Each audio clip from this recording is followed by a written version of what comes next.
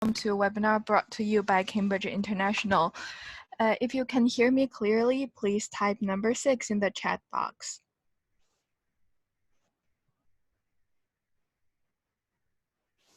Thank you. So my name is Liang. I am Marketing Manager at Cambridge International East Asia region. And before we start, please allow me to do some housekeeping. So during our presentation, if you have any questions, please type in the Q&A box. You can see the button at the bottom of your screen, and we will answer your question at the end of the presentation. And if you'd like to communicate with other fellow attendees, please type in the chat box and select to all panelists and attendees so that the other attendees could see. And also just to let you know that we will be recording the webinar and share with our schools afterwards. All right. Cambridge Assessment International Education prepares school students for life, helping them develop an informed curiosity and a lasting passion for learning. We are part of the University of Cambridge. And recently, we've organized a series of webinars to support schools during this challenging time. And today, we have the pleasure to invite Ms. Georgie McIntyre, Chief Learning Officer at ECIS, Educational Collaborative of International School, to share with us the importance of child protection at school. So welcome, Georgie. I give you the floor. Thank you very much, Liang. Bear with me a moment while I just switch screens over.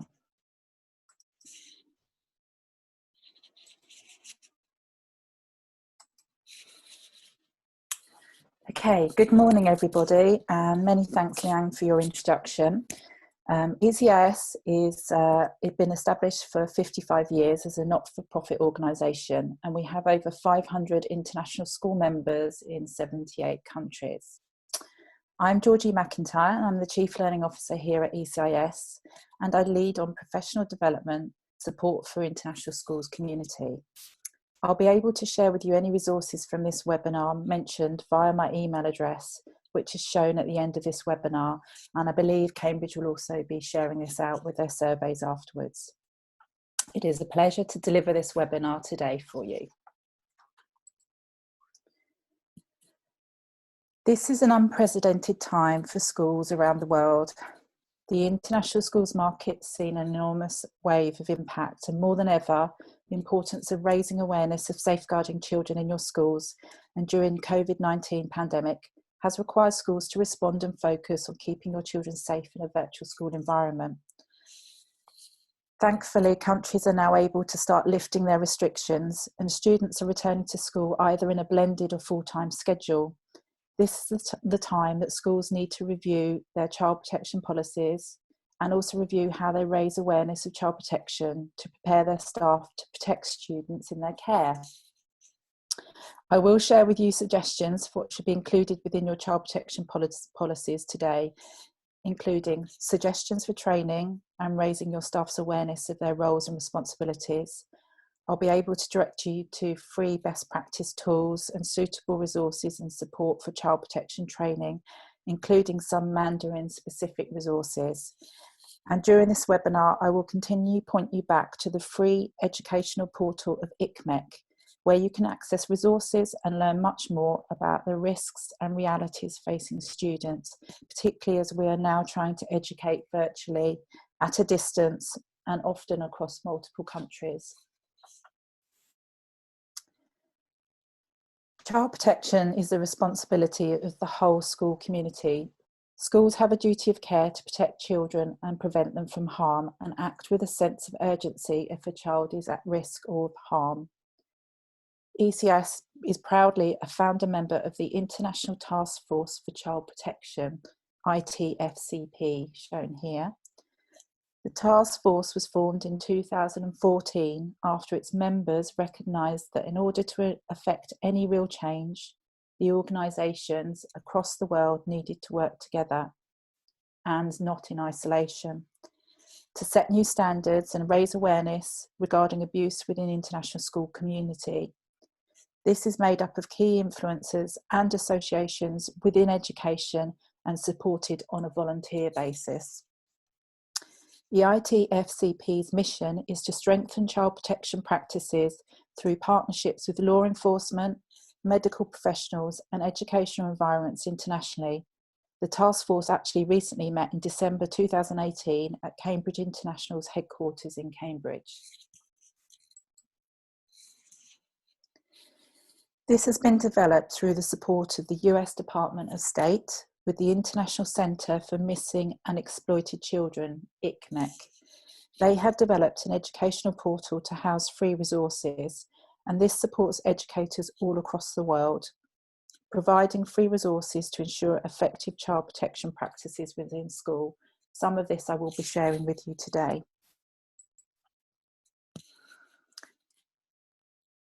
Achieving an effective child protection or safeguarding culture requires a whole school community and a shared understanding. From experience, this can only happen through addressing the three areas of safeguarding policy, safeguarding procedures, and safeguarding training.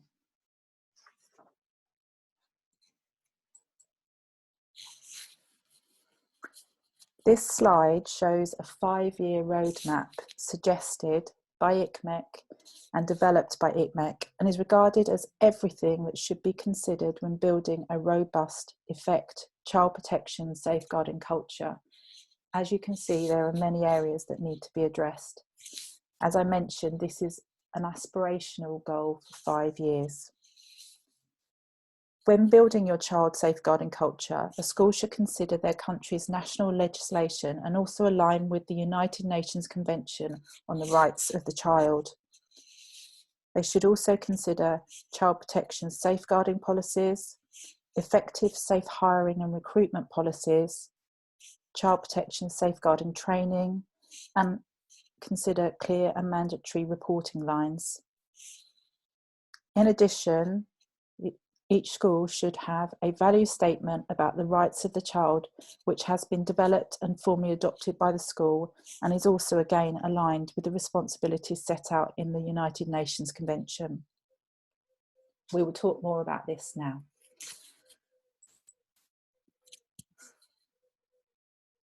Often we hear comments that educators have had concerns, however, have been worried about sharing these.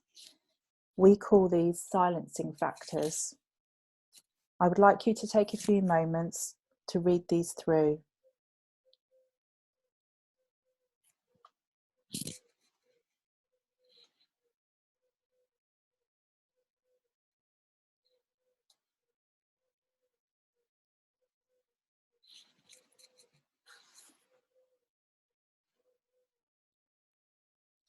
I would also like to add the evidence shows that if a child does take the time to share their worries or concerns, it is very rare that they are not telling the truth. All concerns should be escalated and considered and raised.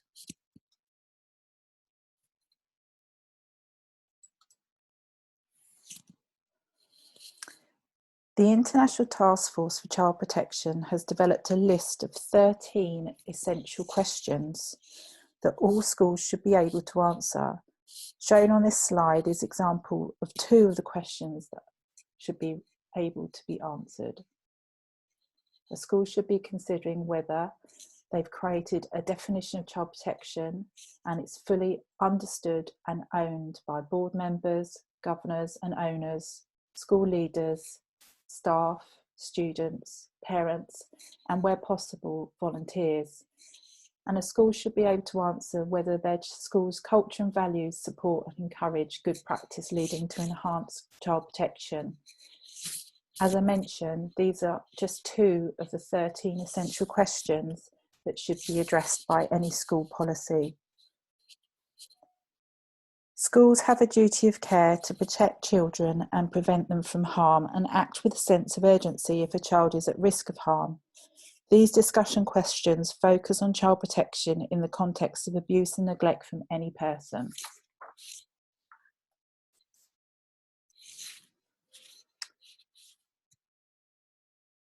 The International Task Force have also developed a list of 18 expectations based on the following principles.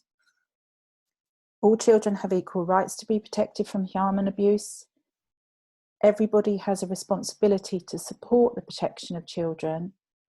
And all schools have a duty of care to children enrolled in the school and those who are affected by the operations of the school. This is not just their students. All actions on child protection are taken with the best interests of the child, which are paramount. These 18 expectations, following these principles, can then be grouped into categories. And these categories should be addressed by every single school. Categories around policy, procedures, accountability, and people. We'll now look at examples of these in further detail.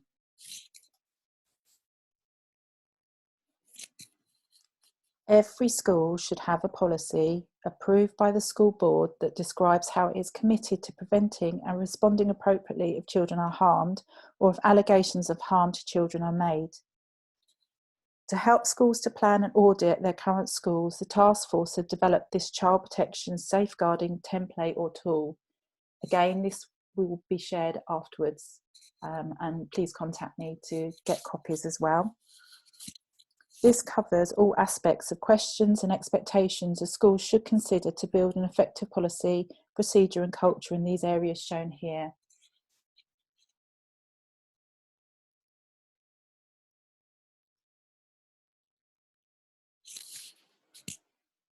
Using this tool, it is an ideal opportunity to audit the school as a whole. As a reminder, I've organised to share all the resources which can be sent out after this webinar if you contact me, and my details are at the end of this presentation.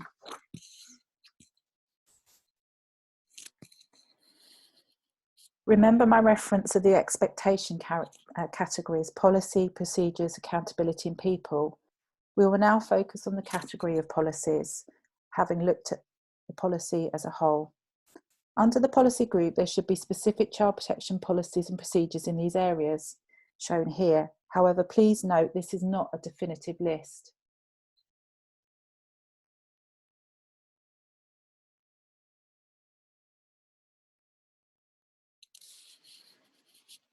Under this approach, the school should have a clear policy on record keeping as an example. Record keeping rules.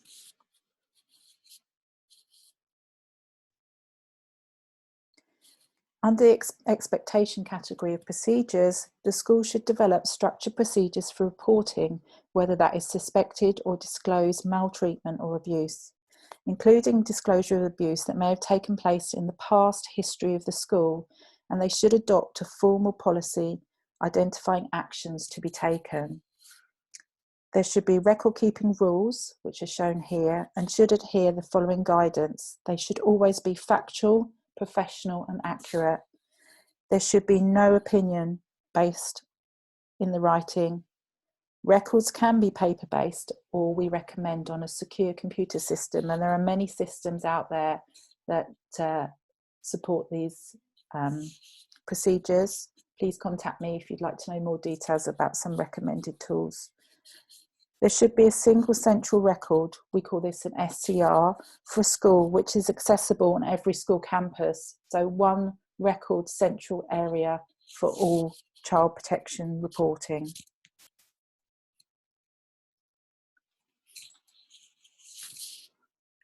Under the expectation category of accountability, all reports of suspected or disclosed abuse and any actions taken by the school are securely archived regardless of the conclusion reached. Here shown are some key points of best practice and what caused these things to go wrong. Please take a moment to read these.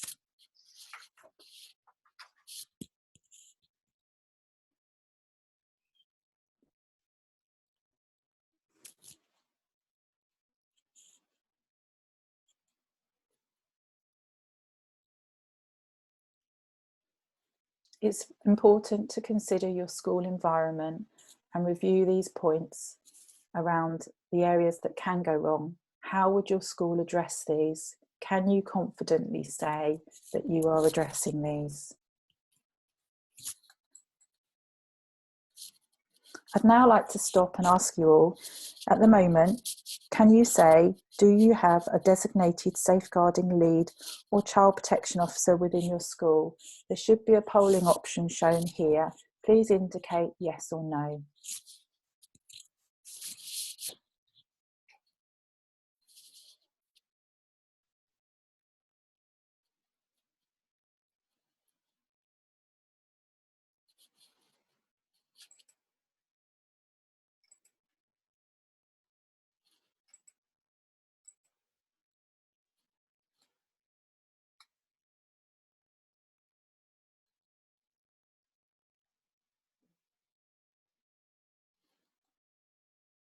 Hopefully you've all had an opportunity to answer that.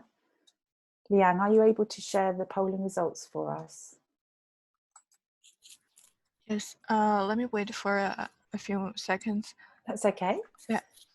Yeah, we have 50% of the audience answered. So if you haven't voted, please vote on the screen.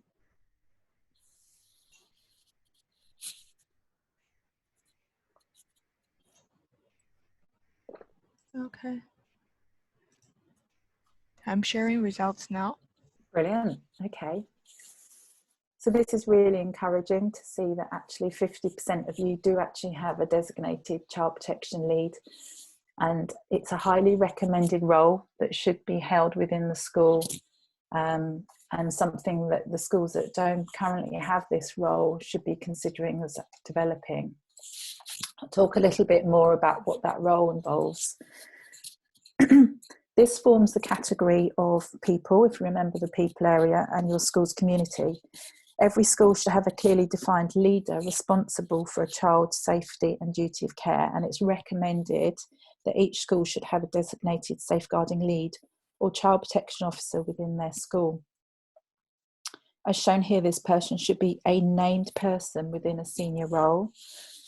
They should be a central contact point for all safeguarding concerns, and they should seek advice and support if allegations are raised with them. However, they are not responsible for investigating or assessments of harm or neglect.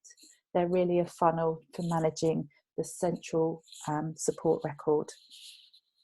They are responsible for being alert to indicators of concern and for referring appropriately. And typically they also organise safeguarding and training opportunities for the whole school role. Thank you for your contributions during that poll. It's really good insight. The whole school community should have a raised awareness of child protection and child safeguarding. And every school should have a scheduled programme of regular professional training for staff, faculty, contractors, volunteers, and parents. Training should include student safeguarding, child abuse prevention, recognition and reporting, and where possible also parent liaison. This curriculum framework indicates the various levels and who should be trained at which level. I'll just give you a few moments to read through because there's lots of information on here. However, we will send a copy after the presentation as well. You have here various levels, so level 1, level 2, level 3, designed for relevant roles, dependent on the role within the school.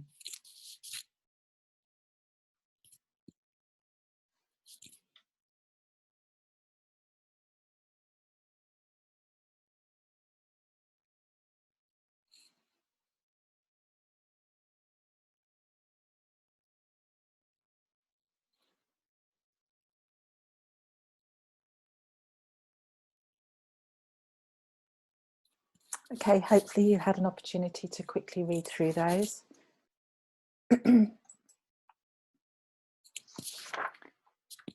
Just to point again to people, ECIS do actually have a range of child protection certificates that set the benchmark for level 1 and level 2 and meet the needs of the whole school community. So we actually have certificates enabled for support staff, governors and owners, and teachers and leaders. The certificate is actually available in English or Mandarin and is offered free with free licenses as part of ECIS membership and access to other services that ECIS provide, or they can be purchased directly at £40 a certificate. This certificate is actually recognised by NEASC, MSA and Cambridge Assessment International Education as completion of evidence of alignment with accreditation standards around child protection, health and safety.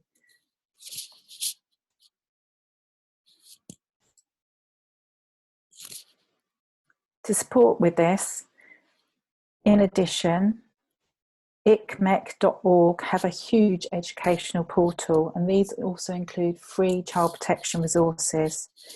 These help with all aspects of child protection. And again, some of these resources are also available in Mandarin. Please reach out to me for further information. In particular, shown here are guides that are available to be used with students, focusing on online safety, safer virtual schools, and safer smartphones. Shown here is the website edportal.icmec.org. This is where you will find all of these free resources. It's a wealth, and it's been collected internationally from all of the associations involved. I'm aware time is very precious to you all, so I wanted to keep this sort of short, brief introduction and guidance here. I hope you found this brief overview helpful. As I mentioned, I can be contacted via my email address that's shown here, and I will make sure that we're able to send out the resources that I mentioned on this PowerPoint via WeTransfer today as well. Can I please hand back over Liang now for any questions that people may have? Thank you, Georgie. This is actually the first time that we cover this topic in our region. And I think it's very important for school leaders to be aware of the importance of child protection. So if you have any questions, you can type it in the Q&A box. And while waiting for your questions, you may also take some time to answer the survey, and Georgie will send you the resources mentioned in her presentation as soon as we receive your email address. So we've got one question here. How often would you suggest we run child protection training for staff in schools? Once a term or once a year? Okay, as an absolute minimum, Sophia, thank you for your question. This should be offered at least once a year.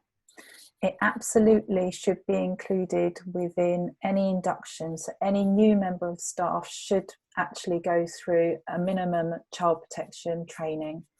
The level 1 and level 2 should be accessed, and ECIS is an example of one of the certificates that are available. But there are a wealth of others that are out there as well. But we would highly recommend that as a minimum, each member of staff, including your support staff, so we're looking at bus drivers and caterers, etc., also go through all of the training at least once a year, and particularly in induction.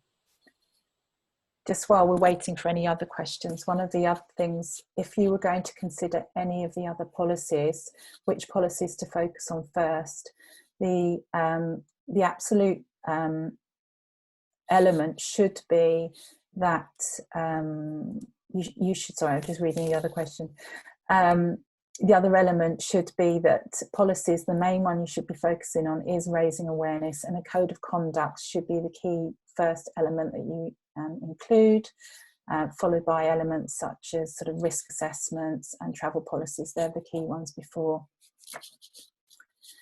Thank you, Jenny. That's a really good question.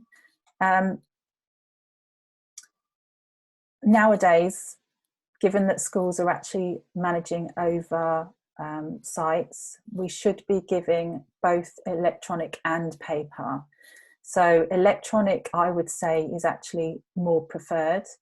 So it's interesting to see that CIS are suggesting that it should all be done on paper. Given the fact that you're operating over a number of campuses, and there are a number of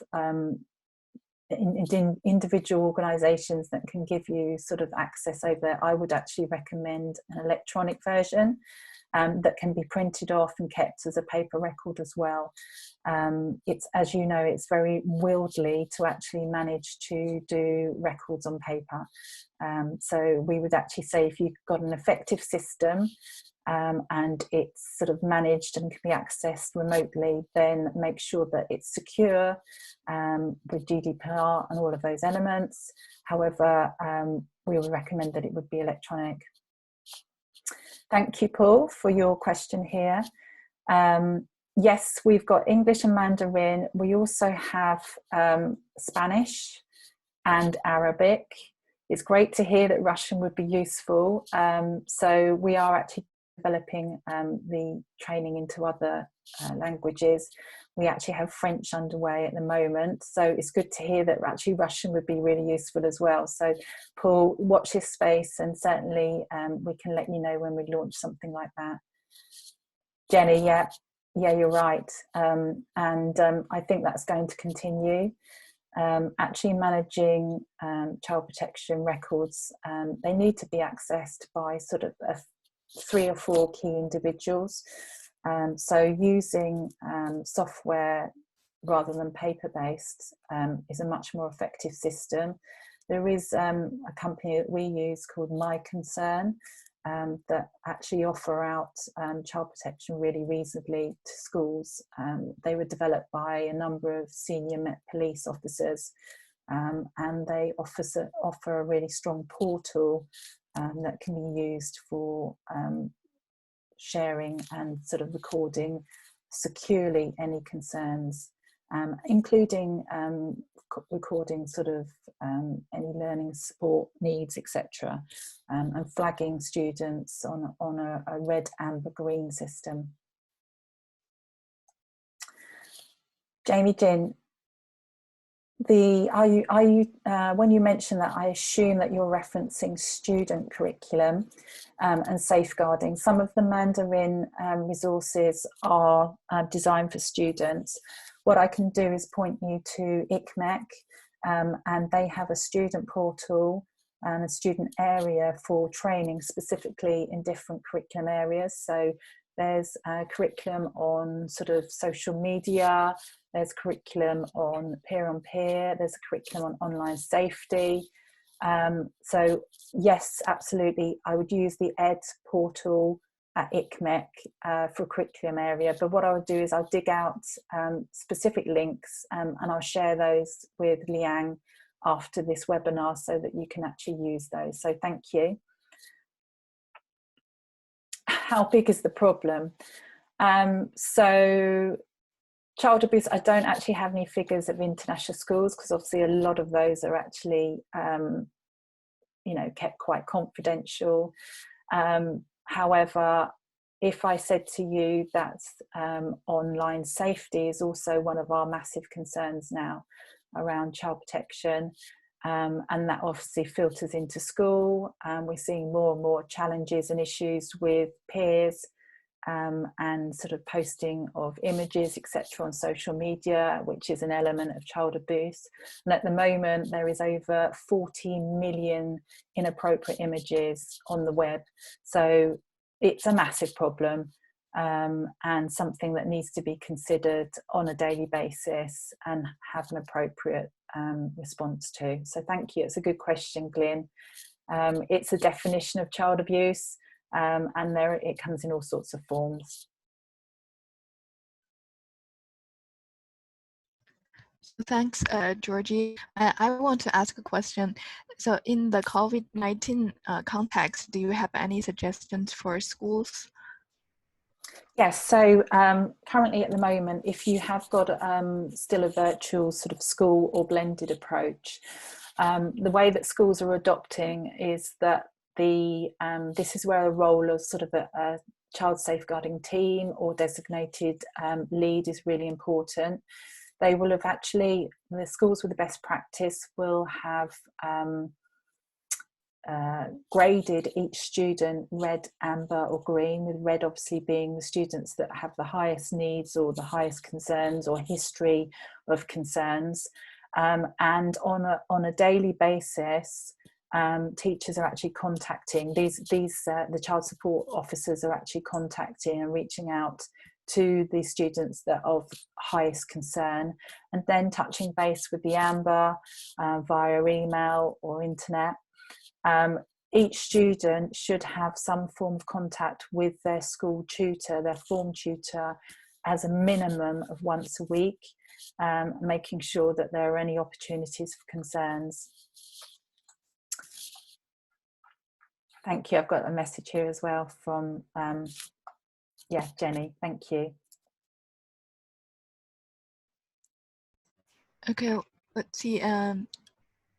Please type in the Q&A box if you have any other questions while Georgie is here.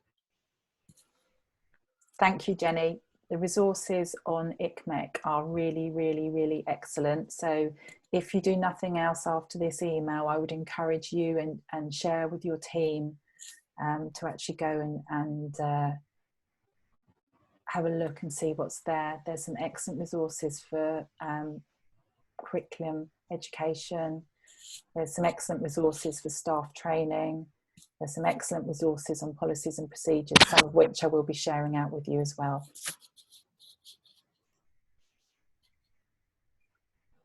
Okay. Is there any other questions? If not, and if you are interested in the resource that Georgie mentioned in her presentation, please don't forget to complete the feedback survey. You can scan the QR code to complete the survey and leave your email address, and then Georgie will be able to send the resource to you by email. Also, we have recorded today's webinar and we'll upload it to our CC Talk channel. You can scan the QR code on the left to access our previous recorded webinars. And last but not the least, you can follow us on WeChat to get the latest news from Cambridge International. So if there is no more questions, I would like to call it a day. So thanks again to Georgie for this very useful webinar. And we hope that you have all learned something. And thank you all for joining. Hope you have a nice evening and have a nice day, Georgie. Thank you very much, everybody. And thank you for taking the time to join and hear the presentation today. Thank you. Bye.